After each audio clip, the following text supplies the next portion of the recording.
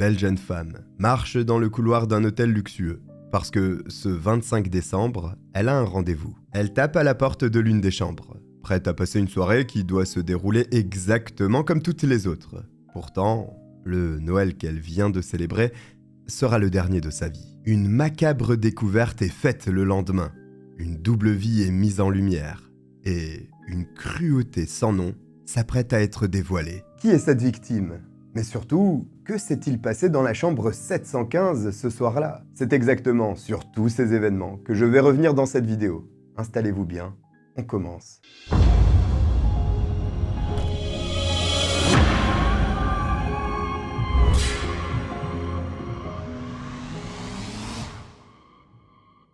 Bonjour à tous, je suis le Cogiteur, bienvenue pour cette nouvelle affaire criminelle. Si vous n'y avez pas pensé, n'hésitez pas à vous abonner. Peut-être qu'on parviendra à atteindre la barre des 100 000 abonnés bientôt sur cette chaîne. Merci à vous, on est parti pour notre affaire. Pour beaucoup de gens, la période des fêtes de fin d'année est attendue avec impatience, parce qu'elle est synonyme de copieux repas et de moments heureux, partagés en famille ou entre amis. En somme, on se crée généralement de bons souvenirs, que l'on garde précieusement pendant un an, en attendant de pouvoir s'en faire d'autres. Malheureusement, cela n'est pas le cas de tout le monde. Le 25 décembre 2014, un enfant américain de 7 ans ouvre ses cadeaux, sans se douter une seule seconde que sa vie s'apprête à être bouleversée à jamais. Et c'est peu de le dire. Le lendemain, dans la matinée, la police découvre le corps de sa mère sur le palier de la cage d'escalier du 8e étage de l'hôtel 4 étoiles Doubletree by Hilton à Portland, dans l'Oregon. C'est un homme passant par là au hasard qui l'a retrouvée gisante au sol peu avant 11h et a immédiatement appelé le 911. La victime a l'air jeune et les premières constatations effectuées poussent les enquêteurs à croire que sa mort ne résulte pas d'une chute accidentelle. Elle ne porte pas de tenue spéciale, de manteau ou quoi que ce soit qui puisse indiquer qu'elle s'apprêtait à sortir de l'hôtel et serait simplement tombée en descendant l'escalier. Elle a donc été déplacée à cet endroit après son décès, probablement par quelqu'un qui voulait essayer de cacher son corps après l'avoir tué. La jeune femme ne présente aucune blessure par balle. Elle n'a pas non plus été poignardée. En revanche, elle a des ecchymoses au niveau du cou, ce qui laisse penser qu'elle a été étranglée. Mais les policiers remarquent également un autre détail. La manucure de la victime est soignée, comme si elle avait prévu de se rendre à un rendez-vous avant sa mort. Seulement, plusieurs de ses ongles sont cassés, ce qui confirme qu'elle a été agressée très récemment et qu'elle a tenté de se défendre. Pour les enquêteurs, le meurtre s'est produit dans l'une des chambres de l'hôtel, mais pas n'importe laquelle. Il a sûrement eu lieu dans l'une de celles qui sont assez proches du palier du 8e étage, sur lequel le corps a été retrouvé, à quelques étages au-dessus ou en dessous, tout au plus. La victime n'est pas grande, et même si elle est mince, n'importe quelle personne devient généralement difficile à transporter sur de longues distances une fois décédée, notamment quand on doit déplacer le corps très rapidement, de peur d'être vu par quelqu'un, ce qui, dans un hôtel, peut arriver à tout moment. Alors, tristement, je sais maintenant pourquoi c'est si dur de déplacer un corps. Je vous arrête tout de suite, je n'ai tué personne. Je lis simplement des ouvrages qui expliquent tout ça. Et en gros, en plus du poids, une personne décédée est totalement désarticulée, ce qui la rend difficile à manipuler, qui plus est dans la précipitation. Pour les enquêteurs, le moment est donc venu d'écumer l'établissement, mais aussi d'interroger les membres du personnel, afin de pouvoir identifier cette jeune inconnue. Et on peut dire que cela commence mal, parce qu'aucun réceptionniste ne se rappelle avoir procédé à son enregistrement. Parmi les clients de l'hôtel, personne ne semble l'avoir aperçue sortant d'une chambre, ni même l'avoir croisée dans un couloir. Comme si cette jeune femme était arrivée là par magie, à moins qu'elle soit simplement venue rendre visite à l'un des clients, ce qui risquerait de compliquer quelque peu l'investigation. En effet, il est facile d'imaginer que le concerné tient à faire profil bas, s'il est impliqué dans un meurtre. Et ce ne sont pas les enregistrements de vidéosurveillance qui vont pouvoir révéler aux enquêteurs les informations dont l'absence de témoins les prive. Parce qu'il n'y en a pas. Une déconvenue qui s'avère problématique, et quand même pas mal surprenante, notamment dans un tel établissement. La quête aux informations menée dans le Doubletree ne permet pas à la police de savoir si la victime est venue seule ou avec quelqu'un, encore moins qui elle est. Heureusement, une avancée significative se produit finalement, grâce à plusieurs appels passés à l'établissement dans la matinée par une personne inquiète pour Ashley Benson, l'une de ses amies. Elle révèle qu'aux dernières nouvelles, elle devait aller voir un dénommé Chris, qui occupe la chambre 715. Tout porte à croire que la fameuse Ashley et peut-être la victime non identifiée. Et dans ce cas, les enquêteurs vont évidemment avoir quelques questions à poser à celui qui était avec elle. Oui, mais voilà, le problème, c'est que selon l'une des femmes de ménage, le client concerné a déjà quitté l'hôtel. Un client dont le nom complet est d'ailleurs Chris Yoon. Le personnel de la réception affirme qu'il avait initialement réservé une chambre pour la nuit du 26 au 27 décembre 2014. Mais il s'est présenté un jour plus tôt, le 25, en demandant à avancer sa réservation. En dehors de cela, personne n'a rien remarqué d'inhabituel chez lui. L'homme avait l'air parfaitement normal. Les enquêteurs ont à présent son nom, ce qui va leur permettre d'essayer de le localiser. Mais avant cela, ils souhaitent fouiller sa chambre, à la recherche de preuves éventuelles, ou même d'indices, pouvant les aider à comprendre ce qu'il s'est passé. En fait, à ce stade, ils ne sont même pas sûrs que la jeune femme qui a été tuée se trouvait bien dans sa compagnie. Après tout, les appels de la femme inquiète pour son amie Ashley ne concerneraient peut-être pas la victime. Quoi qu'il en soit réellement, la chambre 715 n'est pas réservée pour le reste de la journée. Pour cette raison, l'hôtel autorise les policiers à la fouiller, sans avoir à attendre l'obtention d'un mandat. Quand ils entrent, ils sont étonnés par l'apparente propreté de la pièce, parce qu'il n'y a pour ainsi dire aucun signe de lutte. Il y a certes des chaussettes au sol et des cartons de pizza que le client a commandé la veille, mais c'est tout. En tout cas au premier regard, parce qu'en jetant un œil sous le lit, les enquêteurs découvrent un bout d'ongle cassé, sur lequel il y a un vernis rouge pailleté. Un vernis ressemblant fortement à celui que la victime avait sur certains doigts. Mais ce qui surprend le plus les policiers, c'est l'un des numéros qui se trouve sur la liste des appels passés par Chris, depuis sa chambre. Ce dernier mène à une annonce publiée sur Backpage, un site internet à présent fermé, très similaire à Craigslist, pour ceux qui connaissent le principe. Sur ce genre de site, il y a une multitude de catégories, dans lesquelles particuliers comme professionnels peuvent publier des petites annonces. Malheureusement, certaines de ces catégories entraînent parfois des dérives. C'était précisément le cas de celle qui était labellisée « Service pour adultes », pour des raisons que l'on peut aisément deviner. Et pour ceux qui penseraient que ce genre de petites annonces sont spécifiques aux États-Unis, eh bien en France nous avions l'équivalent, avec Viva Street. Et je ne sais même pas si ça existe encore. Craigslist a supprimé cette catégorie en 2010, mais Backpage l'a gardée ouverte jusqu'à sa fermeture totale en 2017. Au moment des faits, en 2014, il est donc toujours possible de solliciter des services sexuels par ce biais. C'est justement ce que semble avoir fait Chris le 25 décembre, en contactant une escorte répondant au pseudonyme de Foxy Veronica. Si cela s'avère la réalité, il est fort probable que la victime de ce meurtre soit bien la jeune femme qui était avec lui ce soir-là. Maintenant, plusieurs questions se posent, notamment quant à son identité, parce que la dite Ashley, actuellement recherchée par ses proches, n'était pas une travailleuse du sexe. Et si ce n'est pas elle qui a été tuée, qui l'a été ? Quel est le degré d'implication de ce Chris, dont on ignore également tout, dans le déroulement de ce meurtre ? À l'heure où les zones d'ombre entourant cette affaire ne cessent de croître, les enquêteurs sont pourtant loin d'être au bout de leur surprise.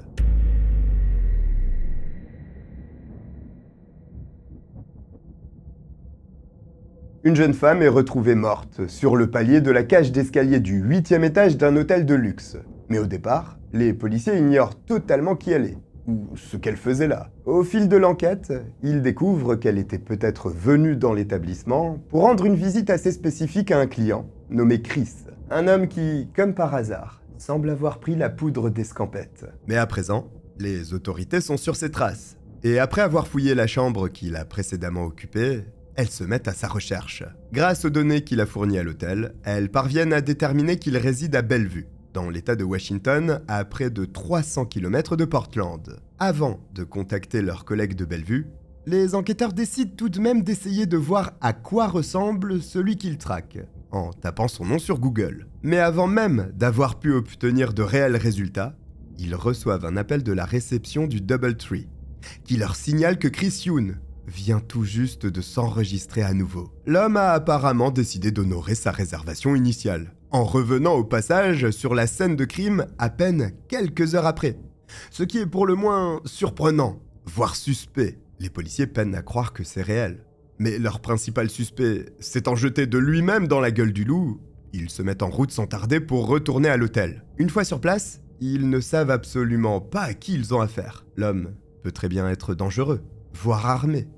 Ils envisagent donc dans un premier temps de l'attendre à l'extérieur de sa chambre. Ils n'ont finalement même pas le temps de prendre l'ascenseur pour monter. Très vite, une réceptionniste leur montre un individu qui en sort, en affirmant que c'est Chris Youn, celui qu'ils recherchent. Ni une, ni deux. Les enquêteurs se dirigent vers le suspect et lui passent les menottes. Chris est choqué. Il a l'air de ne pas comprendre pourquoi on l'arrête. Et quand on lui précise, il répond qu'il y a forcément une erreur sur la personne. Franchement, cette réaction crée vraiment un doute chez les agents. Parce que voilà l'attitude qu'un innocent aurait eue. Il explique que le 24 au soir et toute la journée du 25, il fêtait Noël en famille à Bellevue. Quelque chose qu'il est en mesure de prouver immédiatement, à l'aide de nombreuses photos prises à ce moment-là. L'homme est DJ. Il vient d'arriver de Bellevue avec sa fiancée, parce qu'il a été embauché pour mixer à Portland le 26 au soir. Il y a déjà un moment. Il avait d'ailleurs effectué sa réservation à l'hôtel en avance, 1 mois ou 2 avant de devoir se rendre sur place. Chris dit aux policiers qu'il est entièrement disposé à les laisser prélever ses empreintes digitales et son ADN. Puis il leur donne les numéros de plusieurs de ses proches. Ces derniers confirment sans sourciller qu'ils n'étaient pas au Doubletree by Hilton au moment des faits, mais bien en leur compagnie en train de fêter Noël. À ce moment-là, les enquêteurs sont perdus, parce qu'ils ont appréhendé un Chris Youn qui n'est pas celui qu'ils recherchent, alors qu'ils sont sûrs que leur suspect porte ce nom. Y aurait-il 2 Chris Youn ? Eh bien, il semblerait que oui. Tout du moins, c'est ce qu'affirme celui qu'il questionne. L'homme a apparemment un homonyme qui réside dans le même immeuble que lui, à Bellevue. Je répète, il y a une personne du même nom, qui vit dans le même immeuble, à la même adresse et qui est venu dans le même hôtel à 2 jours d'intervalle. Et ils s'appellent tous les deux Chris Youn. Leurs 2 noms de famille se prononcent pareil. Seule une seule lettre change dans leur orthographe. Contrairement à lui, son voisin s'appelle Youn, écrit avec 2 O et non OU. Une situation d'une rareté telle qu'elle en devient incroyable. Surtout quand votre homonyme séjourne dans le même hôtel que vous la veille de votre arrivée et qu'il a recours au service d'une escorte, retrouvée morte juste après. Une escorte dont l'identité peut d'ailleurs être confirmée quand les policiers, qui inspectent toujours les couloirs et communs de l'hôtel, découvrent un sac à main. Il était dissimulé derrière un distributeur automatique de nourriture et par chance, il contenait une pièce d'identité. C'est à présent certain. La jeune femme qui a récemment été tuée est bien Ashley Benson, âgée de 24 ans. Elle était la mère d'un garçon de 7 ans, Marlan, dont je vous ai brièvement parlé au début de la vidéo.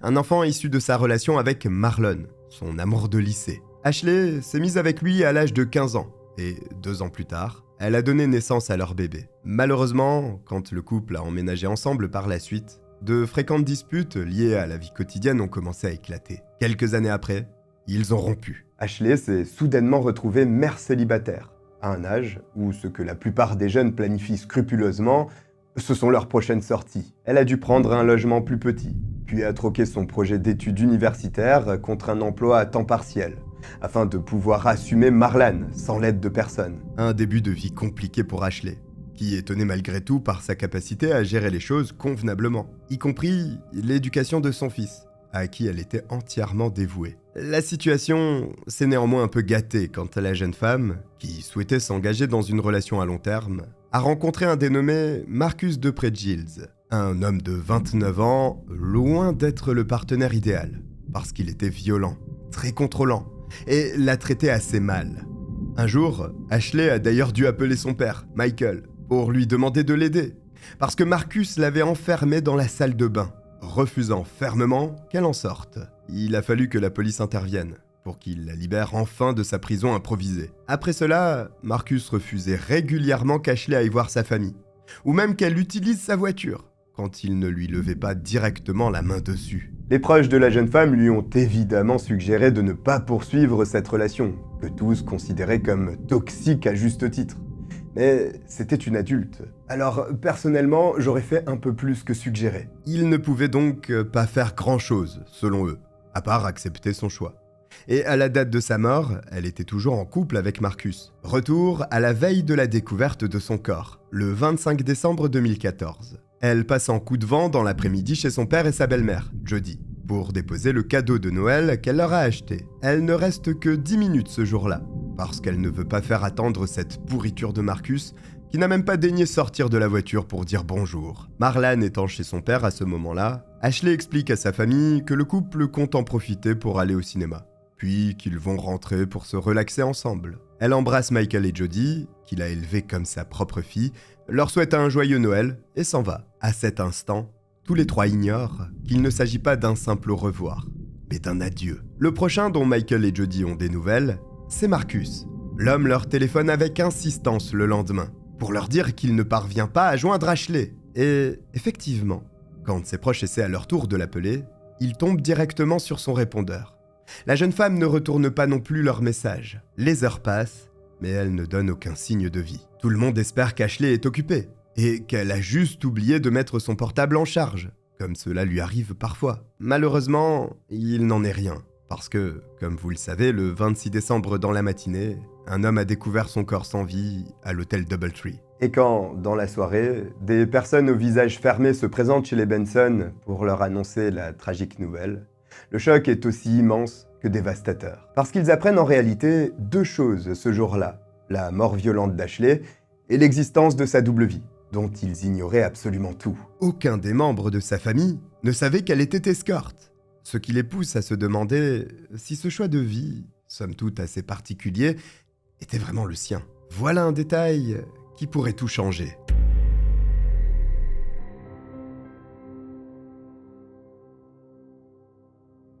Après avoir découvert un corps dans un hôtel, les policiers vont de déconvenu en déconvenu. D'abord, ils apprennent que Chris Youn, leur principal suspect, a un homonyme, et qu'ils n'ont pas arrêté le bon. Ensuite, ils se voient obligés d'annoncer à la famille de la victime qu'ils viennent de l'identifier, et qu'elle n'était pas celle qu'ils croyaient. Parce que si, à leurs yeux, Ashley était une jeune mère comme toutes les autres, il s'avère que ce n'était pas tout à fait le cas, vu que la nuit, elle vendait ses charmes aux plus offrants. Une révélation fracassante pour ceux qui la connaissaient, au point qu'ils en viennent à se questionner sur la raison qui l'a poussé à faire ce choix. Et s'il n'était pas réellement volontaire? Et si quelqu'un avait poussé Ashley à se prostituer? Cela paraît possible, quand on sait que 8 mois avant son décès, la garde de Marlan lui avait été retirée, à cause des risques liés à la pratique de son métier d'escorte. Pourquoi Ashley aurait-elle continué, en sachant que pour cette raison, elle risquait de perdre la garde de son fils, pour lequel elle s'était tant battue? Avant tout cela, elle élevait Marlan seule depuis des années. Elle était fragile, très sensible à l'attention qu'on pouvait lui porter, et elle avait parfois du mal à boucler ses fins de mois. Il aurait été facile, pour une personne mal intentionnée, de profiter du jeune âge et de la vulnérabilité d'Ashley, pour la manipuler de façon à pouvoir l'exploiter. Ce qui ferait d'elle, non pas une femme qui avait fait le choix de gagner sa vie de cette façon, mais une victime de trafic sexuel, qui a peut-être même été éliminée par celui qui tirait les ficelles. Pour faire la lumière sur cette importante question, les enquêteurs doivent en apprendre plus sur ses fréquentations. Michael et Jody leur conseillent de s'entretenir en priorité avec Marlon, son ex-petit ami, et père de Marlan, mais aussi avec Marcus, son actuel partenaire. Le premier avait une relation parfois assez conflictuelle avec la mère de son fils, mais il n'a pas le profil d'un macro, encore moins d'un meurtrier. De plus, il ne se trouvait pas à Portland quand Ashley a été tuée, ce qui le raye très vite de la liste des suspects. Reste Marcus,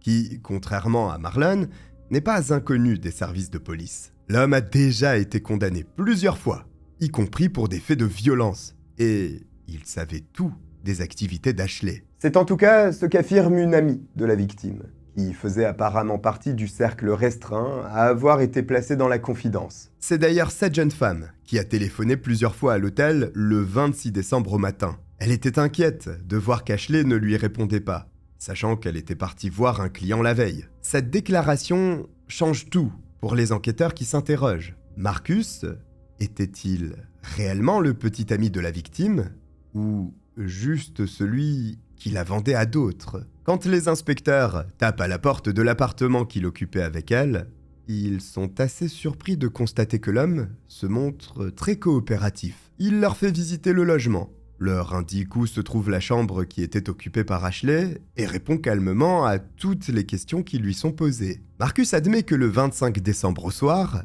c'est lui qui l'a déposée à l'hôtel, tout en précisant qu'elle était supposée le rappeler le soir même, ou au plus tard, le lendemain matin, pour qu'il vienne la récupérer. Mais Ashley ne l'a pas fait. Ce qui a poussé Marcus à appeler Michael et Jody, pour leur demander si, contrairement à lui, ils avaient eu des nouvelles d'elle. Il était donc bel et bien informé du fait qu'elle se prostituait. Et les policiers ont la nette impression que, s'il a effectivement l'air de dire la vérité, il ne leur révèle pas tout. Cela dit, tout ce qu'il a fait au moment où Ashley a été tuée est vérifiable, en dehors des moments qu'il affirme avoir passé seul chez lui. Il apparaît assez improbable que ce soit lui qui l'ait tuée. Pourquoi l'aurait-il fait s'il l'avait sous sa coupe? Et qu'en plus de cela, cela lui rapportait de l'argent. En réalité, Marcus a tout l'air d'être ce qu'on appelle un Roméo Pimp, c'est-à-dire un macro qui déguise ses réelles intentions et manipule ses victimes en leur faisant croire qu'il sort avec elles, voire qu'il les aime, pour pouvoir mieux les contrôler. Les femmes vulnérables sont souvent leur cible, parce qu'elles tombent plus facilement dans leur piège. En tant que jeune mère célibataire, Ashley cochait toutes les cases quand il l'a rencontrée. Marcus, lui, ne décrit évidemment pas cela de cette façon, parlant plutôt de relations libres. Il affirme qu'Ashley était bien sa petite amie, mais qu'elle pouvait faire ce qu'elle voulait à côté, y compris voir d'autres hommes si cela lui chantait. Un comble qu'il parle de liberté quand on sait qu'il l'enfermait à sa guise et l'empêchait même de conduire ou d'aller voir ses proches. Honnête ou pas, Marcus se révèle être une mine d'or pour les policiers, toujours désespérément à la recherche d'informations qui puissent les aider à faire avancer l'enquête. Et c'est peu de le dire, parce qu'il affirme que le nom de Chris Youn ne lui est pas inconnu, même s'il ne l'a jamais rencontré personnellement. Marcus dit qu'Ashley voyait régulièrement cet homme depuis environ 4 mois, et que leur relation semblait être devenue plus intime sentimentalement parlant. Chris lui donnait toujours beaucoup plus d'argent que prévu, et lui offrait des choses en supplément. En d'autres termes, il avait l'air d'apprécier sincèrement la jeune femme, pas uniquement ce qu'elle lui apportait sexuellement. Mais là encore, quelque chose ne colle pas, parce que s'il aimait sa compagnie à ce point, pourquoi l'aurait-il si violemment tuée? Le 28 décembre, les enquêteurs reçoivent les relevés téléphoniques d'Ashley, qui vont leur permettre de faire un pas dans la bonne direction. En effet, ils y repèrent un détail pour le moins intéressant. Ils découvrent que le téléphone de la victime a borné la veille à proximité de l'hôtel. Et sachant qu'elle était déjà morte à ce moment-là, c'est forcément le meurtrier qui l'avait. Peut-être l'a-t-il emporté pour tenter de s'en débarrasser. C'est ce que croient les policiers, qui missionnent une équipe de recherche et sauvetage afin qu'ils aillent fouiller scrupuleusement les alentours du Doubletree. Un travail minutieux, permettant de révéler la présence du téléphone d'Ashley, qui avait été jeté dans une poubelle à 1,5 bloc du lieu du crime. Avec cette nouvelle preuve en main, les enquêteurs sont, sans le savoir, à 2 doigts d'assembler les pièces d'un puzzle bien plus noir qu'ils ne l'imaginaient.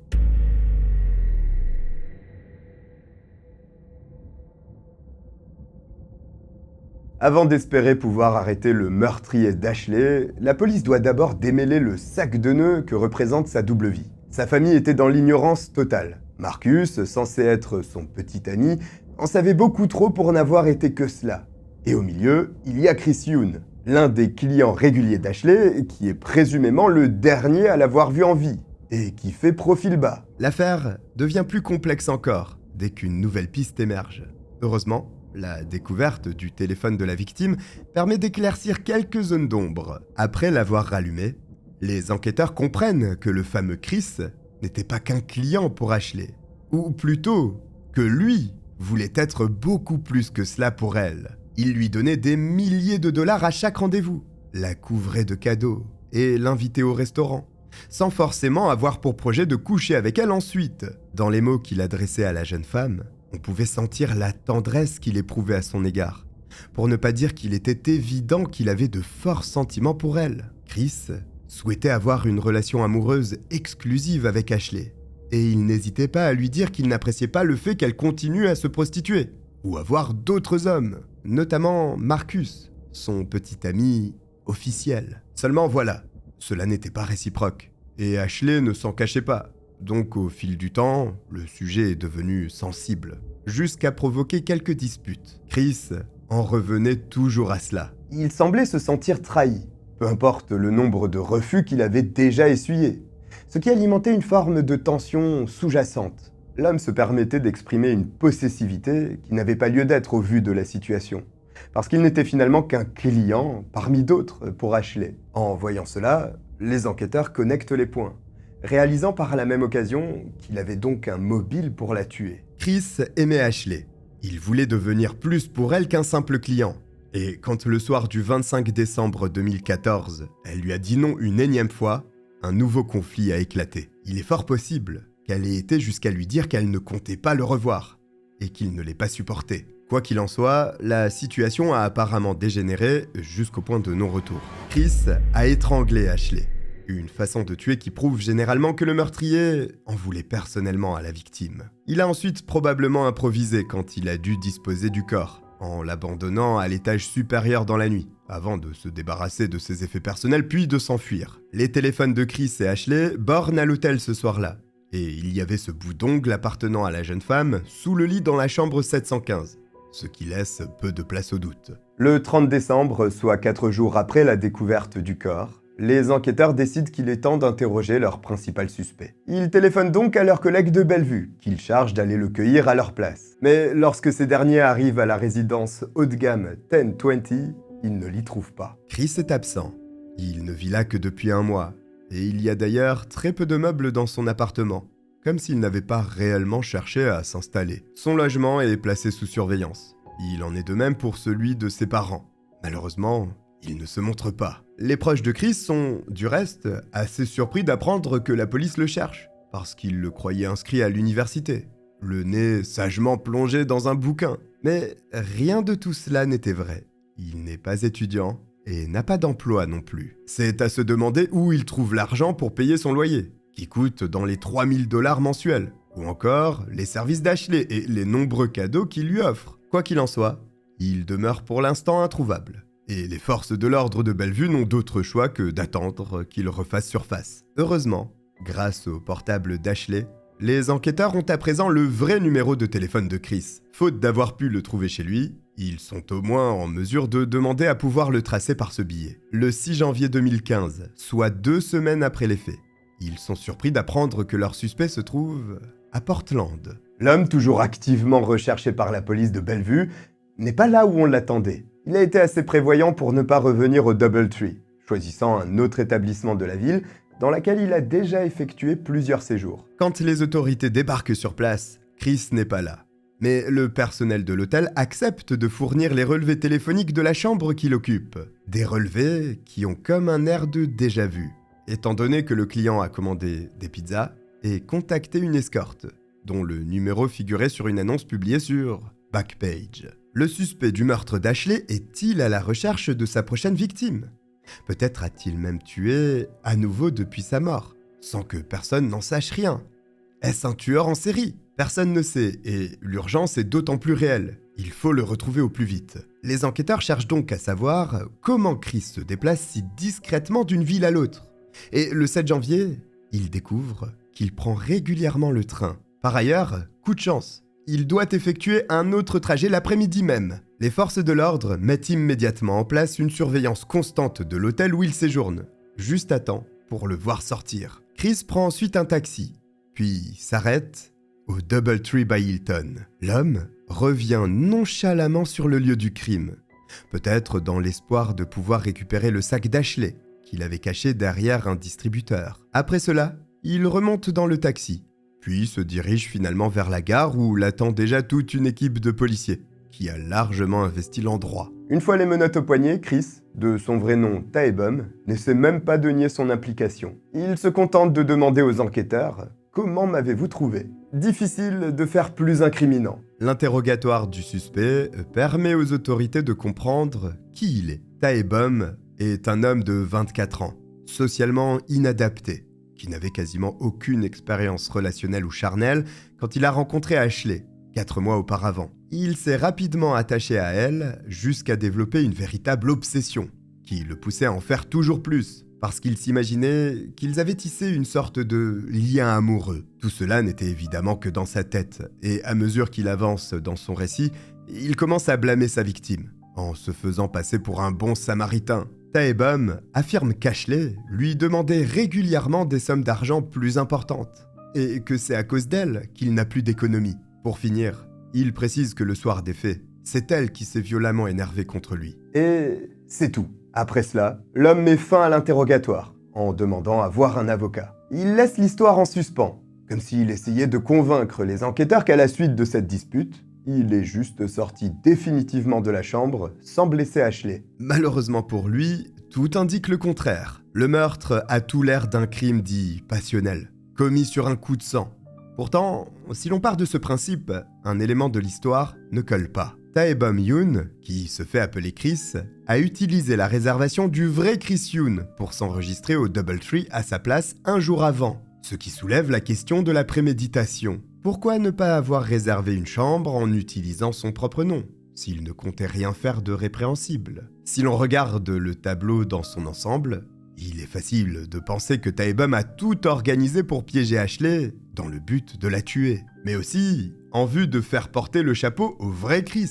De plus, comment a-t-il su que Chris Yoon avait effectué une réservation précisément dans cet hôtel, et à ce moment-là? Parce que ce n'est pas le concerné qui le lui a dit.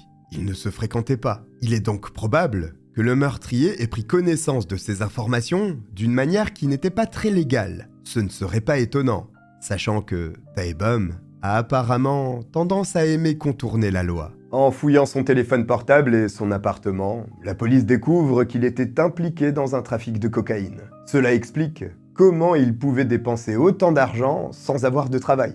En plus d'en dire long sur son honnêteté. Rappelez-vous, pendant son interrogatoire, Tae-bom a affirmé qu'Ashley lui avait pris toutes ses économies. En juin 2017, il accepte de plaider coupable et est condamné à 18 ans de prison pour homicide volontaire ou meurtre sans préméditation. Concernant la raison pour laquelle Ashley se prostituait, rien n'a pu être confirmé. Tout porte cependant à croire que Marcus avait bel et bien fait de la jeune femme la victime d'un trafic sexuel, qui lui a finalement coûté la vie. Voici pour cette histoire assez folle. Si vous êtes arrivé jusqu'au bout, écrivez hôtel en commentaire. Si vous n'êtes toujours pas abonné, n'hésitez pas à le faire, ça m'aide énormément. Je vous remercie de m'avoir regardé, je vous dis à très vite. Bye.